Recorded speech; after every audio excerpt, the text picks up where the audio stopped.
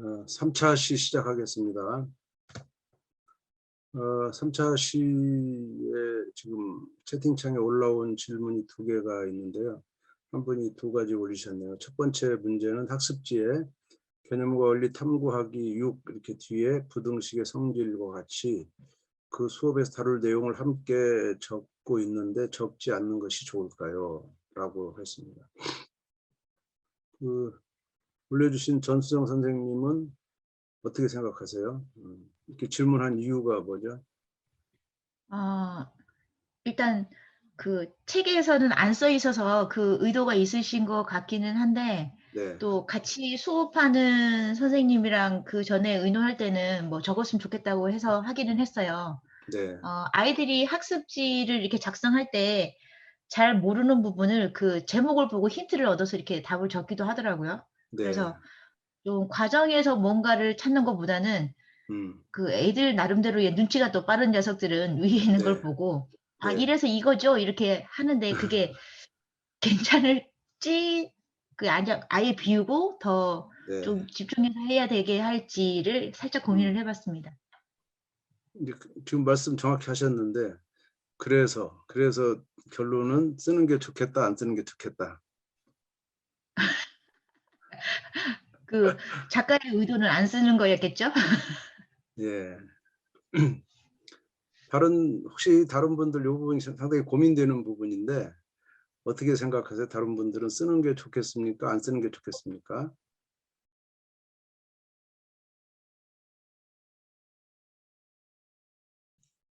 이건 제 생각인데, 네, 사실 탐구하기 6번에서의 제일 최종 결론이 부등식의 성질이잖아요. 네, 네, 네, 그러니까 그 부분을 아이들이 결론을 내게 하는 게, 네, 이렇게 수업하는 목적이 좀 아이들 스스로 발견하고 탐구하려고 하는 거니까, 네, 좀 잘 못해도 네. 아이들한테 넘겨주는 게 어떨까라는 생각이 들어요. 음. 지금 제가 그 전 선생님의 질문에 대해서 2가지 기술을 썼어요. 한 번은 본인에게 직접 질문한 의도를 물었고, 또 질문하는 경우에는요, 몰라서 질문하는 게 아닙니다. 이게 생각이 있기 때문에 질문하는 거거든요. 그래서 질문한 아이에게 다시 되묻는 것도 굉장히 중요합니다. 이렇게 되물어서 그 의도 속에 본인의 생각이 드러나게, 지금 생각이 드러나 있지 않아서 제가 물은 거고요. 생각이나 판단은 자기 것이 일단 있어야 되는 거니까 제가 그랬고, 그래서 본인 것이 충분히 파악이 된 다음에 그다음에 또 제가 바로 답할 수 있어요. 그렇지만 그거를 또 다른 학생들에게 이렇게 다른 학생 어떻게 생각하니 이렇게 학생들을 이 탐구에 끌어들이는 거죠. 이렇게. 그래서 많은 아이들이 이 한 가지의 그 어떤 논란에, 근데 이 논란은 중요해야 됩니다. 중요한 그런 수학적인 사고가 있다, 이런 것은 교사가 함부로 결론 내는 것보다 아이들에게 이렇게 탐구에 끌어들이는 굉장히 그 수업 효과가 진도보다 훨씬 더 좋은 효과가 있는 것으로 해서 지금 제가 이렇게 했더니 또 안 선생님 말씀해 주셔서 감사드리고요. 딱 그 말씀 그대로입니다. 짐작하신 대로 이 교재가 쓰지 않았고 해설서에만 써 있잖아요.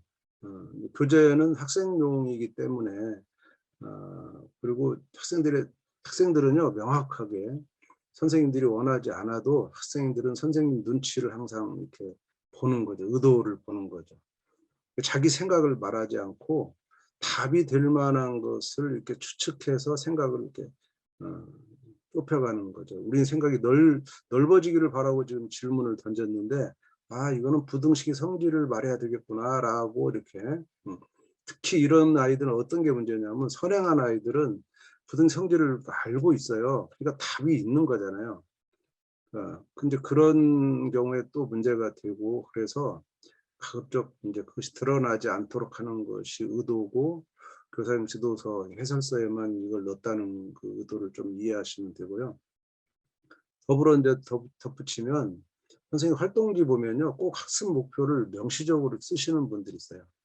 또 내가 이제 특정 시도라서 특정 시도는 말하면 안 되고, 어떤 시도에 갔더니 그 학교는 그 수업 딱 시작하면 교감 선생님이 전교를 한 바퀴 팽 돈대요. 그래서 뭐하러 도냐 그랬더니 그 칠판에 학습 목표를 썼나 안 썼나를 점검하러 도는 거예요. 이렇게 해가지고 학습 목표를 안 쓴 선생님을 쉬는 시간에 다 호출해가지고 혼을 내시는 그런 학교가 있었어요. 제가 깜짝 놀라서 이게 무슨 짓이냐 뭐라고 혼을 낸 적이 있는데, 학습 목표가 그날 가야 될 목표를 명확하게 제시하는 것은 맞죠. 근데 그것만 가르치는 게 아니잖아요. 그것이 목표가 그 있다 할지라도 아이들은 그 많은 경험을 통해서 가야 되는데, 이 목표 제시가 그냥 그 일종의 뭐냐면 그 경마장에 말을 달리게 하는 거죠. 경마장 말 보셨죠? 앞만 보고 달려야 되기 때문에 아예 다 이렇게 막아놓은 똑같은 그런 역할을 할 가능성이 많습니다. 모든 학습 목표가 그렇다는 뜻은 아니지만 의외로 우리는 학습 목표를 자세하게 써요. 이거는 교사가 가지고 있어야 될 학습 목표지 아이들한테 명시적으로 처음부터 드러내놓고 자 너희들 오늘 뭐 여기 요거 알아야 돼. 어떤 수업에 가면요 학습 목표에 해당하는 것을 쓰지 않았다 할지라도 칠판에 보면요 선생님들은 그런 그 필기할 때 그런 게 나타나면요 막 거기다가 막 노란색으로 막 칠하고 막 강조를 하세요. 예를 들면 중학교 2학년 중학교 2학년이구나. 중학교 2학년 수업에서 평행사변형의 성질에 마주보는 두 변의 길이 같다. 이제 그 어떤 문제를 푸는데 그 성질이 필요한 거예요. 그러면 이제 아이들이 이렇게 평행사변의 성질을 쭉 나열해 썼어요. 근데 그 문제 풀기에 필요한 그 성질만 딱 박스를 치고 강조를 하고 자 이거 잘 봐. 이 성질을 잘 알아야 되면서 문제를 딱 제시하면 아이들이 그것만 보게 돼 있어요. 그러면 풀려요, 답이. 그런 수업도 우리는 하고 있거든요. 그러니까 우리 애들이 문제를 잘 빨리 풀게 하고 싶은 그런 이제 우리의 욕구가 있고 그거를 부인할 수는 없지만 실제로 아이들이 어떤 문제를 해결할 때는 자기 스스로 해결해야 되는데 그 상황에 선생님의 그런 힌트나 이런 건 없잖아요. 시험 볼 때도 그렇고. 그래서 정말 모든 상황이 자기가 혼자 있을 때 스스로 해나갈 수 있는 우리가 이제 말하는 자기 주도적인 그런 해결 능력을 키우려면 수업도 자기 주도적으로 그거를 파악할 수 있도록 해주는 그런 것이 이제 필요하다. 그것이 이 책에서는 정의 늦추기도 그런 표현이에요. 정의를 빨리 갈수록 이게 노출되는 거죠. 늦게 노출시키는 거는 그것이 그건 줄 모르는 상태에서 아이들이 인지를 해야 그것이 뜻이 그거다라고 했을 때 자기가 받아들일 수 있는 준비가 된 건데 아직 준비가 안 된 상태에서 탁탁탁 주는 거. 부등식의 성질이다라고 하는 것은 지금 문제도 안 봤는데 오늘 부등식 성질만 배우는구나. 이게 이제 정비례 반비례도 마찬가지예요. 정비례라고 쓰면요 애들이 거기서 무조건 정비례라고 y = ax를 생각해요. 저는 고등학생 주로 지도했지만 고등학생들 그 수능 문제집에 수능 문제 이렇게 안 되겠지만 문제집에 그 문제 옆에다가 주제를 쓰는 게 있어요. 쌍곡선의 방정식 이렇게 썼단 말이에요. 근데 문제는 일상 그 수학 외적인 문제라서 아주 복잡해요. 근데 애들이 쌍곡선의 방정식이라는 그 문장을 보는 순간 쌍곡선의 식을 딱 쓰더라고. 그냥 문제도 안 읽고 식을 써요.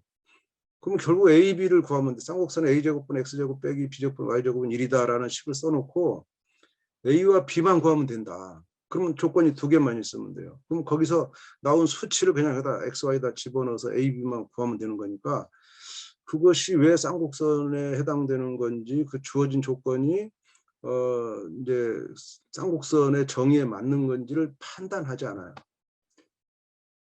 근데 제가 잘못해가지고 어떤 문제를 거기다 쌍곡선의 방정식이라고 써야 되는데 타원의 방정식이라고 썼어요. 타원과 쌍곡선이 같이 가르쳐지니까. 그래서 제가 프린트를 잘못 만든 거죠. 시험 문제는 이제 그 기출 문제는 놓고 그 위에 문항 옆에다가 타원의 방정식을 썼는데 아니 그 문제를 애들이 많이 틀린 거예요. 미리 숙제를 냈는데 이상하다. 왜 다른 문제는 다 푼 이 문제를 이렇게 많이 드릴까 봤더니 제가 거기다 타운이라고 쓴 것이 원인이었어요. 애들은 거기다가 타운의 방정식을 써놓고 계산했을 거라고. 그러니까 답이 안 나오는 거죠. 이런 어처구니 없는 일도 있어요. 그러니까 이 타이틀을 준다고 하는 것이 아이들한테 그냥 답을 주는 거나 마찬가지다. 이런 생각을 저는 하고요. 적지 않는 것이 좋다는 것은 저는 제 철학으로 이렇게 받아들이고 있고, 이 책도 그런 철학이 있고요. 두 번째 질문은 수학의 발견으로 공부하는데 지필평가에서 어떻게 문제를 출제하면 좋을지 고민스럽습니다. 과정을 묻는 것은 주관식 문제가 좋을 것 같은데 혹시 객관식으로도 잘 출제할 수 있을지, 이런. 이 부분은 제가 이제 수학의 발견을 만들고 학교에서 시험 문제를 출제한 경험이 없습니다. 저는 이거를 직접 가르치지 않으니까. 선생님들이 훨씬 더 많은 경험이 있을 것 같은데 어떠세요? 지금 이제 다들 똑같은 고민이네요. 이 수학의 발견으로 수업을 하면 지필평가 항상 문제가 되죠. 어떻게 극복하고 계십니까? 다른 분들. 김인숙 선생님은 어떻게 하세요?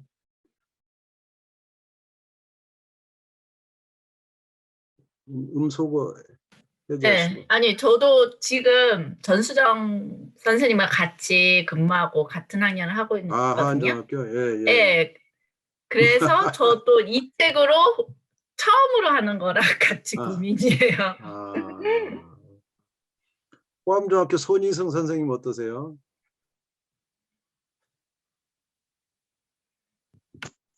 네, 선생님. 네. 지필평가. 과정을 묻는 거. 네? 네. 질문이 뭔지는 지필평가. 아시죠? 지금 우리 논의하는 게. 제가 죄송하지만 정확하게는 못 들었는데 채팅창을 보고 있었거든요. 그러시구나. 그 수학의 발견으로 수업은 하는데 지필평가는 어떻게 출제하냐.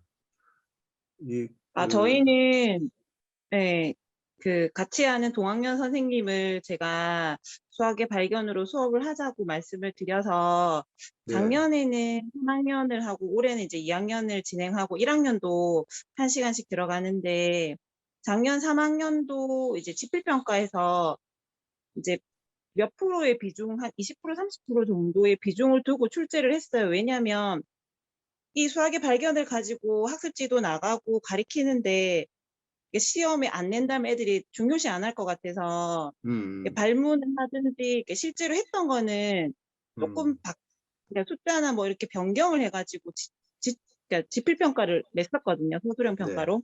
네. 근데 오히려 어려운 문제를 아이들이 잘 맞추고 여기서 기본 개념을 묻는 거에서 많이 조금 실수를 하더라고요.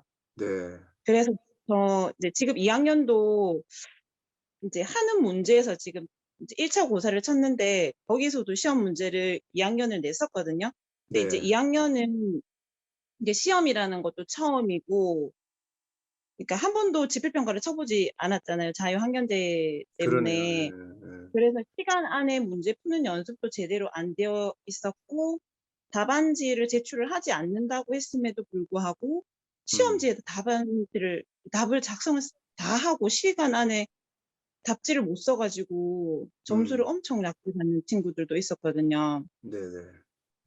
네. 저는 이제 같이 병행해서 시험 문제를 내요. 동학년 선생님하고. 같이 섞어서. 네. 그러니까 교과서도 이제 중단원, 대단원이나 그런 교과서에서 다루었던 거랑 이제 한 50%, 50% 정도 내는 것 같거든요.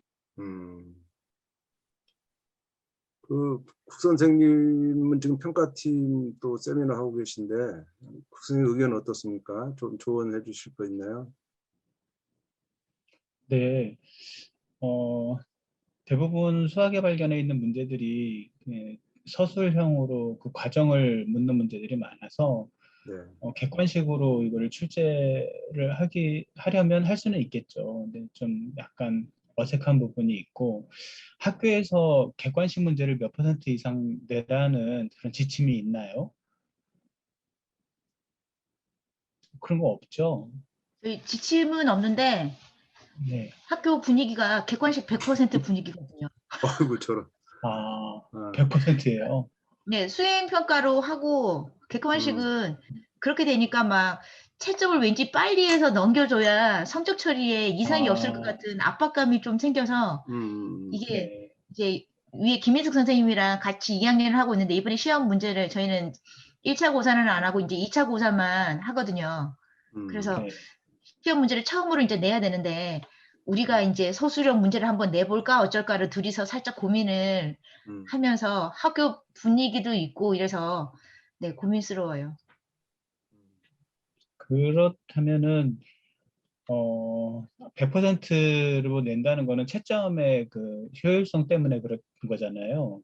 네, 뭐 그러면 뭐 여러 가지가 있겠죠. 단답형으로 그렇죠? 단답형으로 이렇게 내던가 이렇게 섞어서 이렇게 내는 방법이 있을 것 같아요.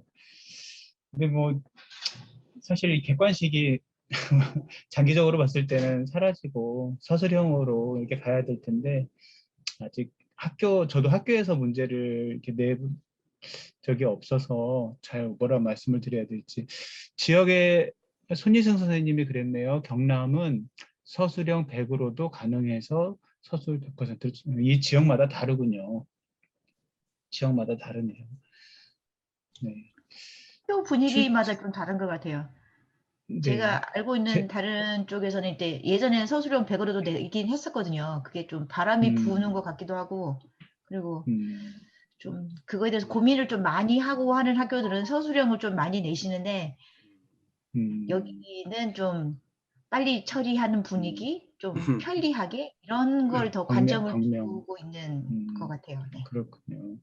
제가 지금 평가 플랫폼을 만들고 있는데 여기에 객관식 문제를 같이 섞어서 넣어줘야 되나 지금 그런 고민이 되네요. 이렇게 질문하신 거 보고 저는 다 지금 100% 서술형으로 아니면 단답형으로 하려고 하는데 객관식도 한번 고민을 해봐야 될 것 같습니다. 네, 감사합니다. 예. 네네. 네. 그 지역적으로 다르긴 해도 이제 되게 객관식에 대한 규정은 되게 없는 것 같고 이제 서술형을 몇 % 이상 내라 이렇게 되겠죠. 이제 그러니까 100도 가능하고 뭐 3, 40 이렇게 이제 포함되도록 하는데 저는 이제 이게 학교 문화를 극복하기 쉽진 않잖아요. 학교에 문화라는 게 있는데 나 혼자 이렇게 하는 것은 아마 상당히 강심장이야 가능할 것 같고 그래도 저는 철학적으로 선생님들이 강심장이 되기를 바라야 하는 겁니다. 100으로 가야 되죠. 100으로 가고 그럴 때 옆에서 뭐라 하는 것을 극복하는 방법은 지금 그 하안중학교의 문화는 빨리 채점하자라는 거잖아요.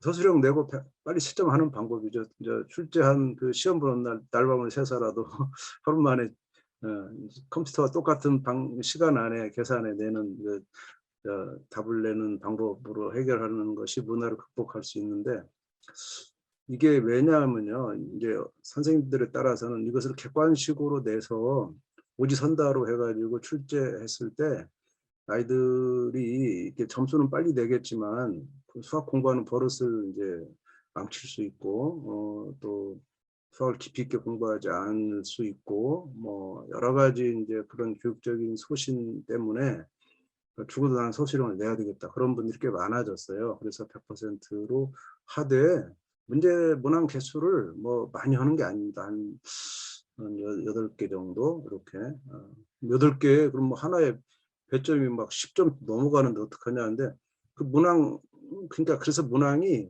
단순하지 않고요. 이렇게 모든 아이들이 접근 가능하게 그러니까 그렇다고 꼭 단계형 문제를 주는 건 아니지만 문항을 기술할 때 그 답이 문항을 답하는 수준이 다양하게 나올 수 있도록 그래서 뭐 수식을 잘 못 써도 글이라도 써서 뭐 10점짜리면 뭐 한 3점은 줄 수 있는 이런 식의 해서 하면요 애들이 그렇게 많은 감점 당하지 않고 할 수 있는데 문제는 아이들이 이제 백지로 내버리는 아이들을 어떻게 방지할 거냐에 이제 어려움이 있는데 그것이 바로 수업이에요. 수업에서 그런 것을 계속 해 나가면 여기서는 애들이 쓸 수 있는 것들이 조금씩 있잖아요. 그런 것들이 계속 이 수학의 발견으로 하게 되면 애들이 백지 내지 않아요. 내지 않고 충분히 이제 자기 소신껏 써서 선생님들이 거기에 대해서 그만큼 써면 그만큼의 그 보상을 항상 해주고 또 자기도 뭐 만점은 아니지만 이렇게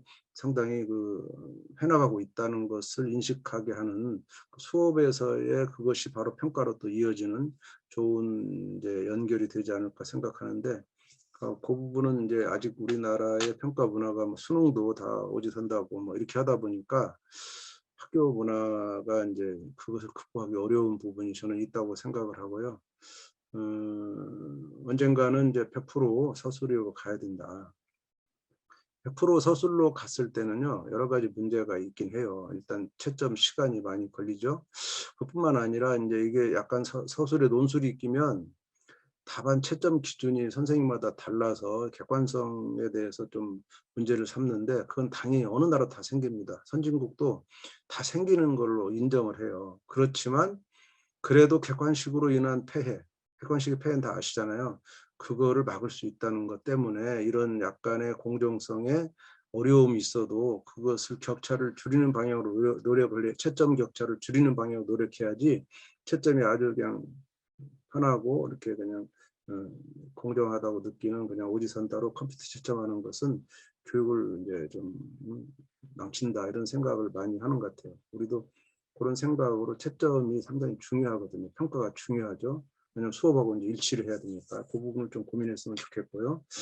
자, 그러면 이제 3차시 들어갈게요. 3차시는 1차 부등식 풀이 알고리즘을 이제 만드는 마지막 단원이 되겠죠. 교과서도 1차 부등식의 풀이를 이제 들어갈 때 이렇게 이제 부등식의 성질을 가지고 이제 양변의 같은 수를 뺀다든가, 뭐 여기는 이제 개수가 1이니까 나누고는 않지만 빼는 정도, 요 정도 x 플러스 4가 6보다 작은 요 부등식을 해결해서 양변에서 4를 빼는 그 정도 를 이제 했죠.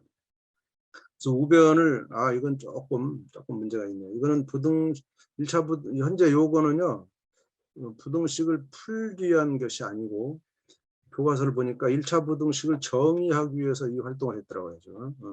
이거는 부등식을 푸는 것이 아니고 우변을 0으로 만들기 위한 그런 거죠. 우변을 0으로 만들어서 우변을 좌변으로 다 이항해서 우변을 0으로 만들었을 때 1차 부등식을 정의하는 요 과정이 지금 요 탐구 활동이라 조금 아쉬움이 저는 느껴졌어요. 부등식을 푸는 것은 아니고 이거는 그냥 1차 부등식 정의를 위한 탐구 활동이죠.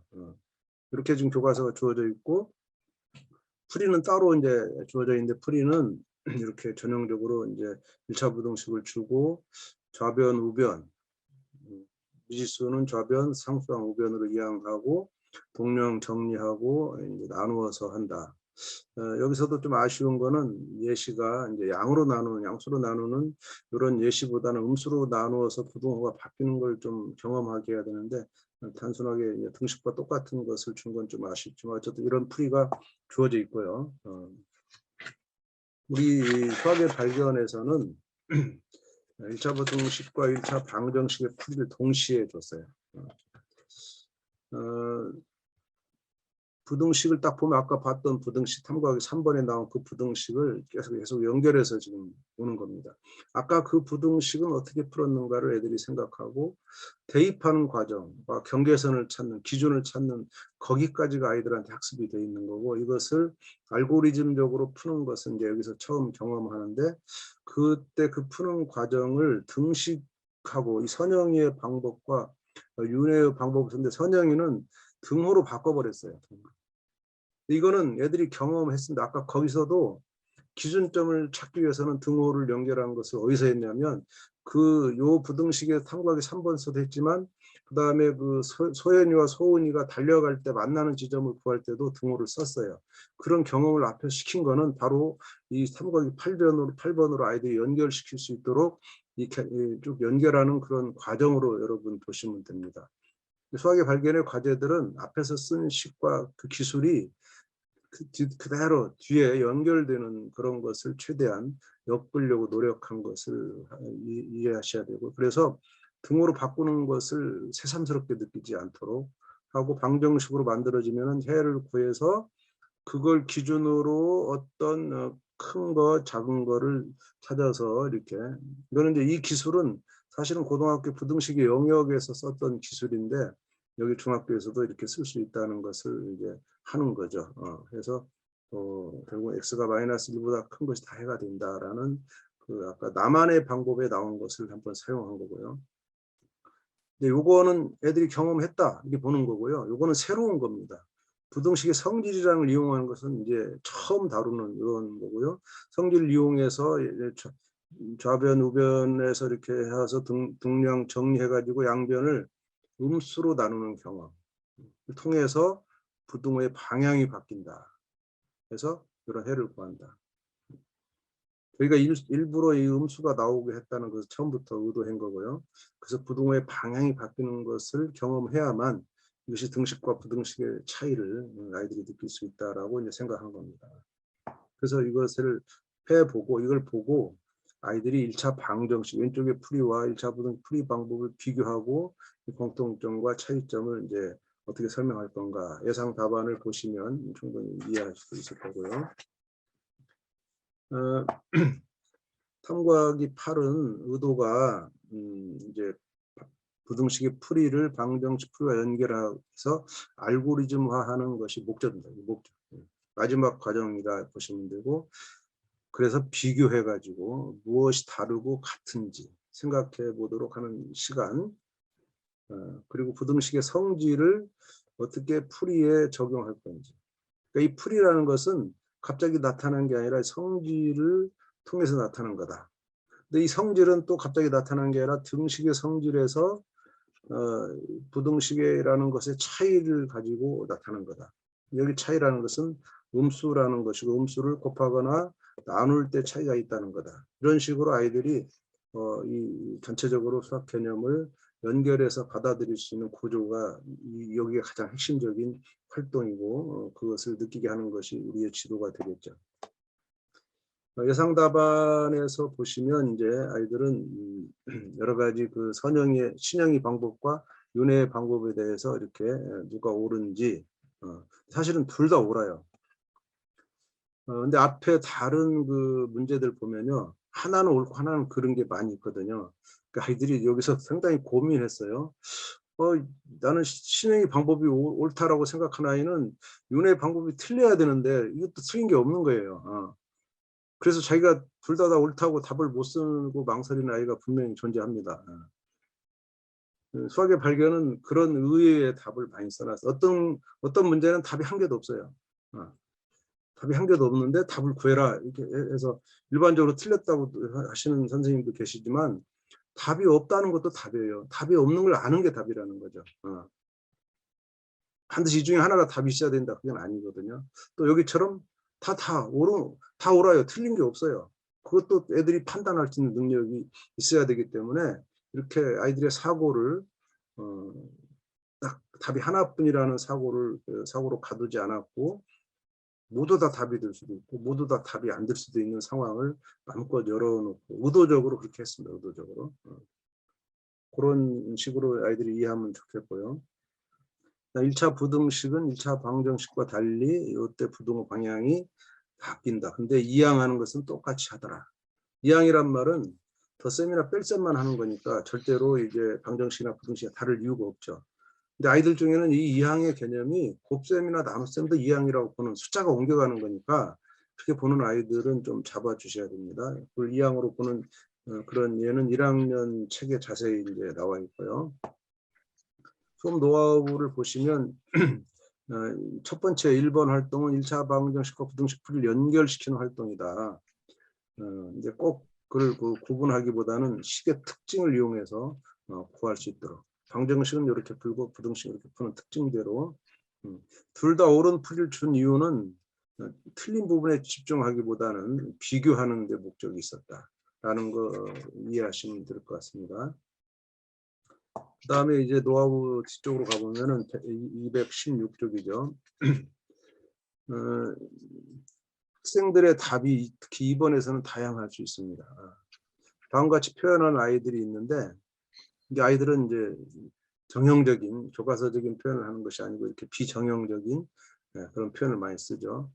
이런 비정형적인 표현을 찾으면은 발문할 수가 있는 겁니다. 예를 들면 마지막 단계에서 부등호 방향이 바뀐다. 는 점이 차이가 있다.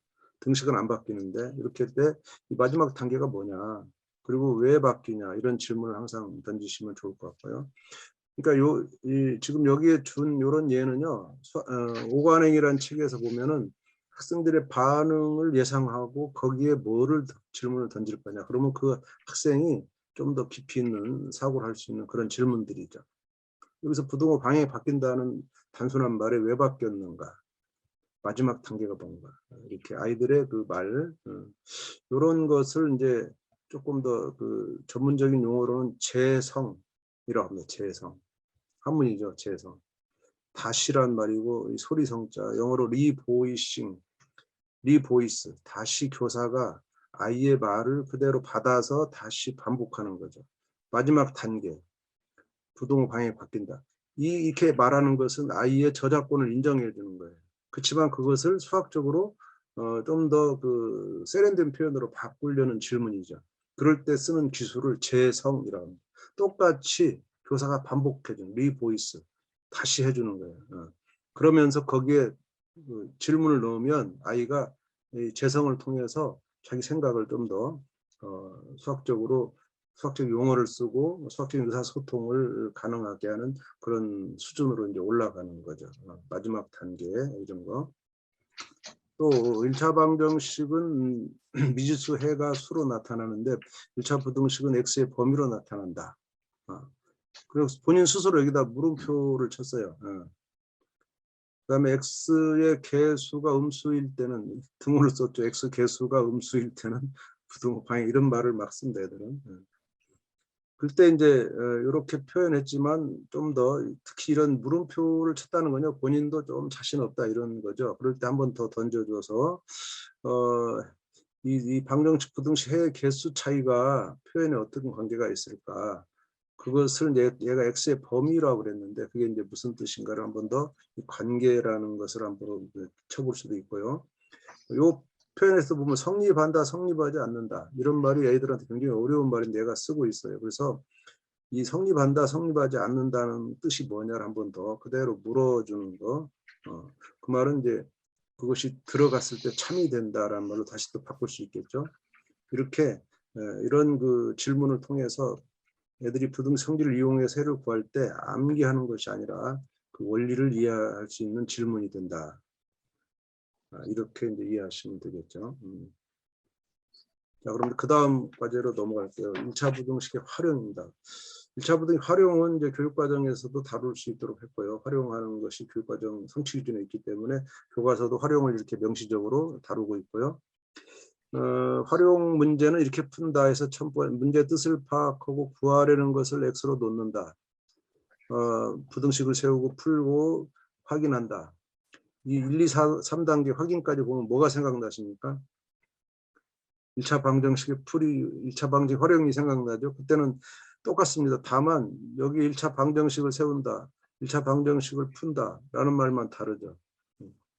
근데 실제로 아이들은 1차 방정식의 활용 문제나 1차 부등식의 활용 문제를 잘 풉니까? 초등에서는 이런 거를 문장제라고 해요. 문장제. 중등에서는 이거를 활용 문제라. 활용 문제. 활용 문제에 대한 성취도가 굉장히 낮죠. 왜 낮을까? 저는 그 가장 낮은 이유가 이 박스의 원인이 있다. 박스. 이것은 이제 우리가 문제풀이 기술로 이렇게 아이들한테 가르치는 것이지만 박스 중에 가장 어려운 게 뭐냐면 1단계입니다. 일단 문제의 뜻을 파악하고 구하려는 것을 X로 놓는다. 그럼 사실 애들이 문제 보면 뭘 구하라, 그걸 X로 둬라 이렇게 우리가 말하지만 문제 뜻이 파악이 안 되는 거예요. 파악이 안 되면 구하려는 것으로 애들이 생각이 갈 수가 없죠. 또 X로 놨어도 뜻이 파악이 안 되면 구할 수 없는 거죠. 그게 이제 가장 어려운 게 뜻을 파악하는 그 문장을 해석하는 능력이 떨어지는데 그것은 뭐 국어 시간에 독서 능력 또는 논술 능력이 떨어진 거냐 그것보다는 수학 시간에 너무 수식 위주의 교육을 했기 때문에 이런 그 문장으로 표현하고 쓰는 수학의 발견은 글쓰기 되게 많아요. 글쓰기를 피하지 마세요. 굉장히 해야 됩니다. 이걸 글쓰기를 피하면 영원히 글을 못 쓰는 애들을 만들 우려가 있고, 이 글쓰기가 초기에는 잘 안 되는데 한 달 정도만 지나면요 글쓰기가 굉장히 능숙해지는 학교를 제가 많이 봤습니다. 그거는 3월 달에 제가 수업을 가서 보고 그 이후에 4월, 5월 갔을 때 아이들이 변한 것을 보고 깜짝 놀라는 학교들이 있는데 3월 달에 그분이 글쓰기를 강조하고 어설프지만 글쓰기 처음 한 것들을 막 공개해서 아이들이 글쓰기 할 수 있도록 하고 수행평가나 이런 그 의사소통 평가를 글쓰기로 자꾸 하니까 애들이 그것이 평가에 결부되니까 죽으라고 쓰고 이제 그래서 아주 나중에는 뭐 글쓰기를 뭐 소설가 수준으로 쓰는 그런 글쓰기 과제가 매 단원 끝에 다 있잖아요. 그런 과제를 아주 잘 해결하는 걸 보고 깜짝 놀랐고요. 그래서 문제 뜻을 파악하는 것도 결국 글을 쓰고 해석하는 능력이에요. 읽는 능력도 있지만. 근데 두 번째 문제는 X로 놓는 겁니다. X로 놓는 거. 이 X로 놓는 것을 애들이 왜 못 놓냐면 X로 놓는 경험을 한 적이 없어요. 지금 대부분의 교과서에서는 여기서 처음 X로 놓는 겁니다. 그럼 이전에 어떤 문제 상황 속에서 X로 놓는 경험을 했느냐. 말이 그렇지 구하려는 걸 X로 놔라. 말이 그런 쉽지만 아이들이 그 구하려는 걸 X로 놓는 것이 왜 필요한지를 인식한 경험이 없어요. 근데 이거는 수학의 발견에서는 중1에서 하는 과정입니다. 이게 1차 방정식 때부터 이런 것을 해왔어야 되고 1차 방정식에서 저희가 신경 쓴 거는 맨 처음에 문자 X를 놓는 첫 과제.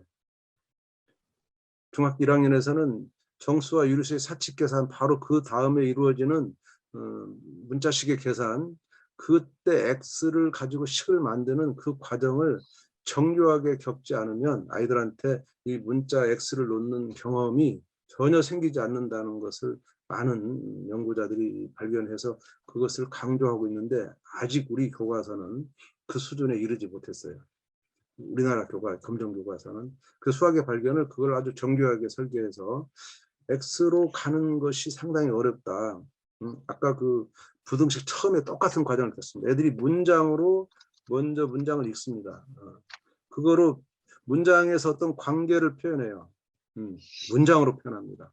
이것이 수식으로 즉 X를 사용한 문자식으로 오는 것이 상당히 추상화된 이 사이에 아까 중간에 봤듯이 문장과 수식이 엮이는 거 이렇게 이것이 마이너스 1보다 50보다 크다라든가 이런 식으로 뭐 두 차 간의 그 간격이 뭐 50m 이상 된다 이렇게 하는 과정을 거쳐서 X가 50보다 하거나 크다 이렇게 오는 거거든요. 이게 마지막 추상화된 이 과정이 오는 과정이 이렇게 지난해요. 굉장히 어렵단 말이에요. 이거를 경험하지 않아요. 이걸 경험하게 하는 과제가 교과서에 없어요. 그래서 수학의 발견은 중1 때 이것을 문장을 가지고 거기 표현된 글로 가지고 수식을 만드는 과정을 아주 정교하게 편성을 해놨어요. 그것을 경험해야만 그 다음에 아이들이 여기서 이걸 X로 두겠다.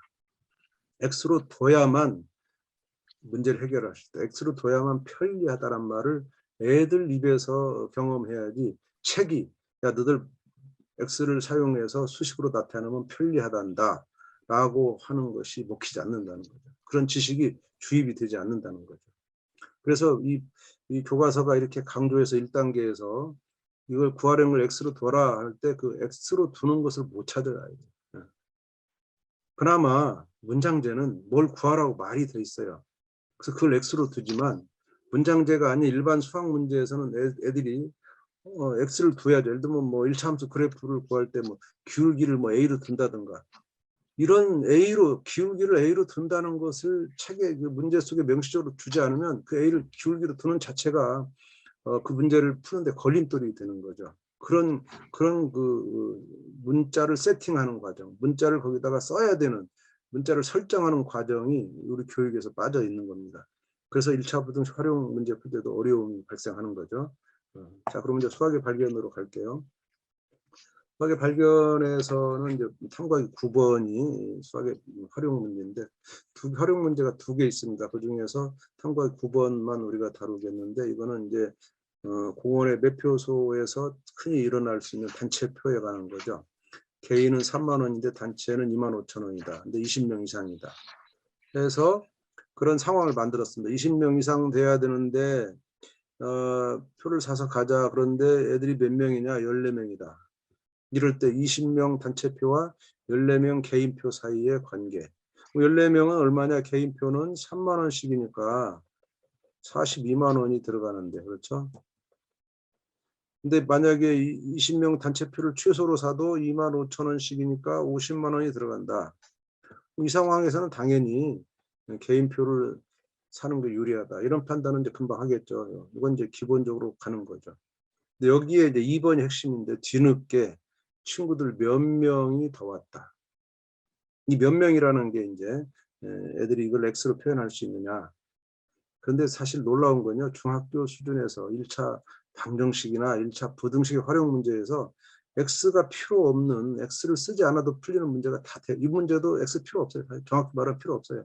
여기서 애들이 뭐 1명 더 왔다, 2명 더 왔다, 이렇게 귀납적으로 몇 명만 해보면 답이 나옵니다. 근데 우리는 또 억지로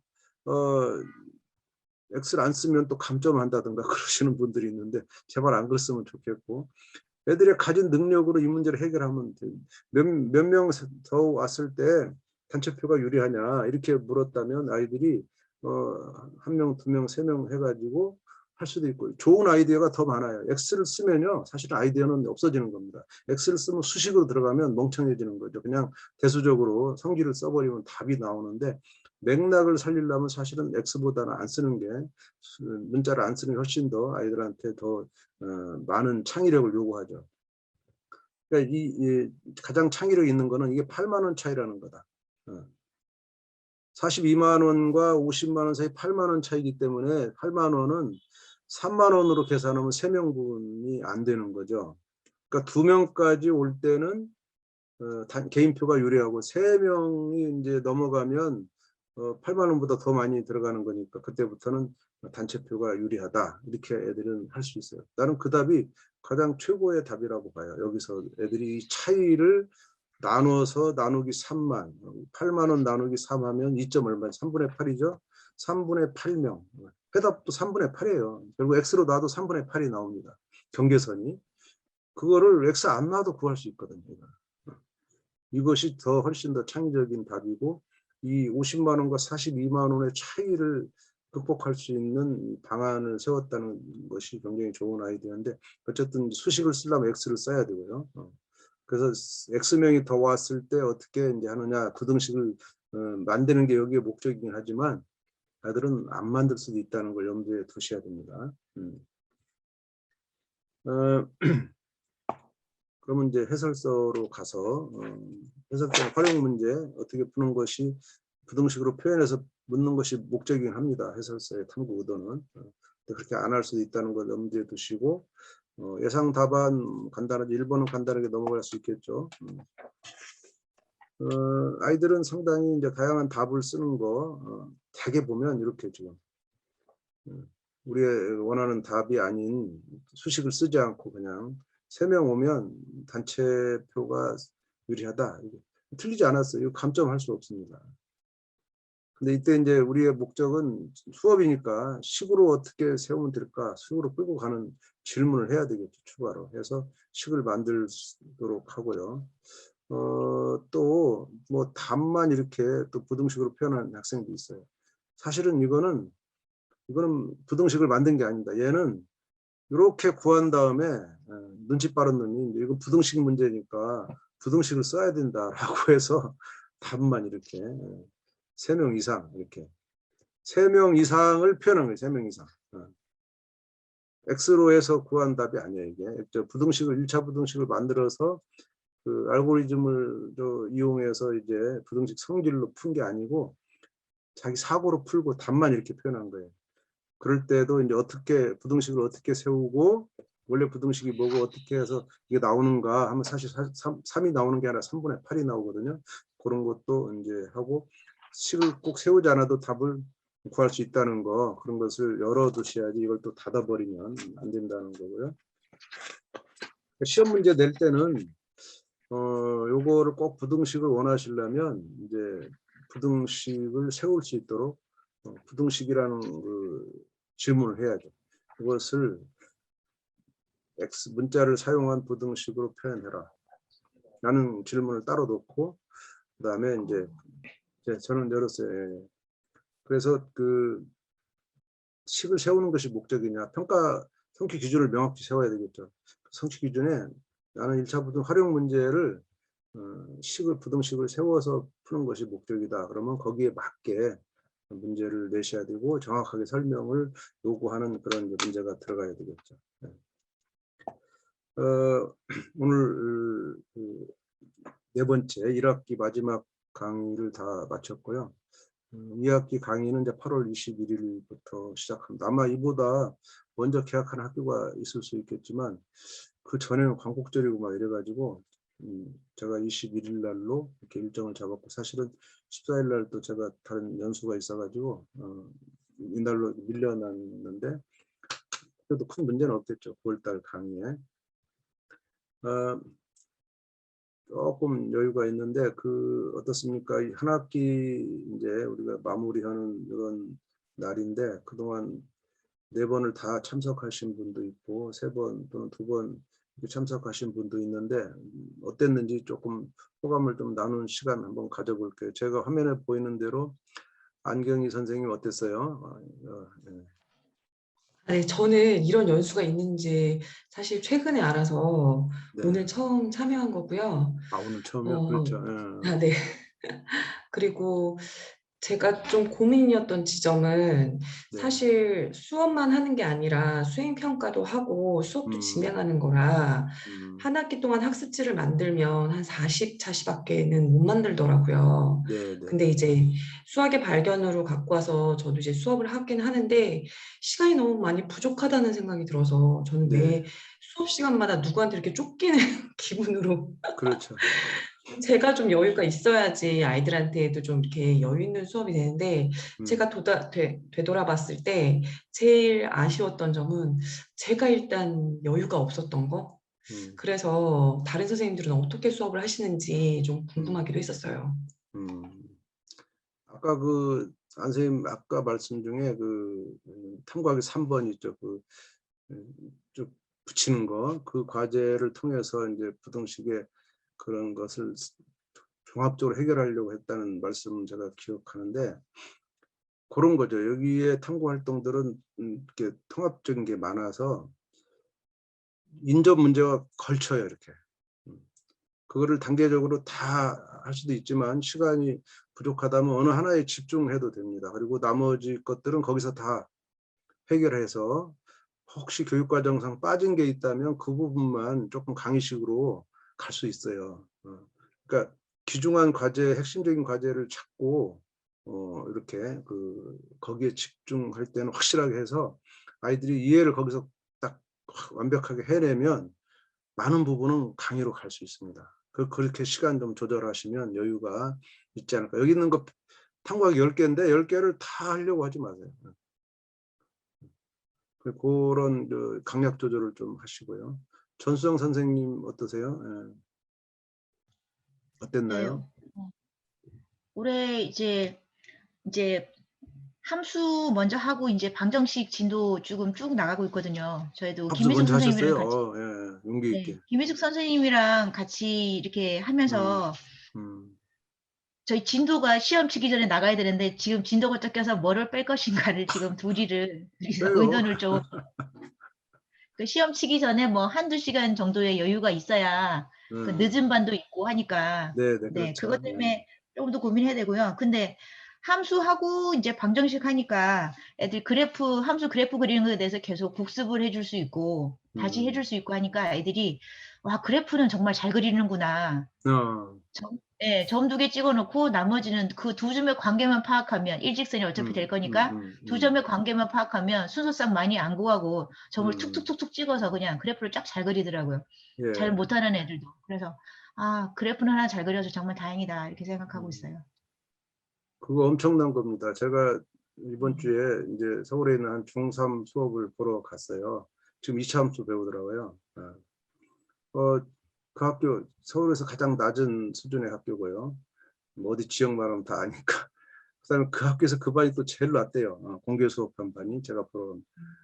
그런데 2차 함수 그래프 2차 함수 두 번째 시간이에요. 1차 함수와 2차 함수 차이가 지금 수학의 발견의 첫 차시고요. 두 번째가 점을 찍어서 그래프를 그리는 건데 100% 그랬어요. 10분 내에 100%다 그랬어요. 2차 함수 그래프. 교과서는 y = x제곱부터 차근차근 해가지고 이렇게 그 평행이동 가르치는데 전혀 하지 않았는데 뭐 일반적인 그래프를 그냥 그게 뭐 아래로 볼록한지 위로 볼록한지 포물선인지 모르는 상태에서 아주 완벽하게 이렇게 그려내는 거 깜짝 놀랐어요. 그래서 이 힘이 그 학교는 1학년 때부터 이 수학의 발견을 했거든요. 중3쯤 되니까 그래프 그리는 거 이런 거 그 아이들이 스스로 해내야 되는 것들이 엄청 강해졌다. 저는 굉장히 기뻤어요 그때. 김희숙 선생님. 예.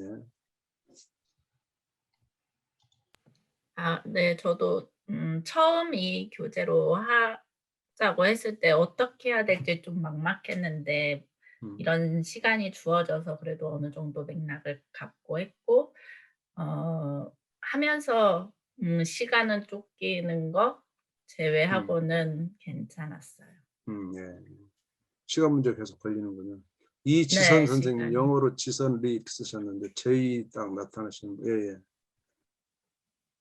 저도 일단 보면서 저는 그냥 문제만 주로 사실 냈었는데 여기서 뭐가 갈등을 일으키는 상황을 줌으로써 아까 뭐 맞는 거 2개 넣는 것도 마찬가지고 그래서 아이들의 생각을 다시 뭔가 생각하게 하는 이런 것들의 발상이 되게 좋았던 것 같아요. 그래서 내 거에도 그냥 항상 질문 문제풀이만 있었는데 이런 식으로 좀 사고를 요하는 것들이 되게 많이 도움이 돼서 이런 걸 어떻게 적용할까가 일단 앞으로 좀 중요하긴 하겠지만 이런 걸 한번 적용해야 되겠다라는 생각을 좀 많이 한 것 같아요. 네, 손희승 선생님.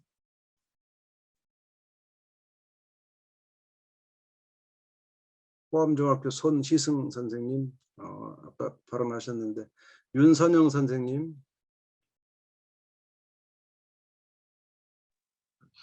네, 저는 사실 학교에서 아직 이 교과서를 도입하지 못하고 저는 이 교과서를 중간에 알게 되었는데 네, 다른 교과서를 수업을 하면서 이 교과서를 사실 저는 사이드로 이렇게 지금 보고 참고하는 중에 이런 연수가 있게 돼서 저도 개인적으로 너무 되게 막막하고 이런 걸로 수업을 어떻게 하나 되게 조금 궁금했는데 이 연수를 통해서 전 정말 많이 도움을 받았습니다. 아이고, 예. 그래요. 감사합니다.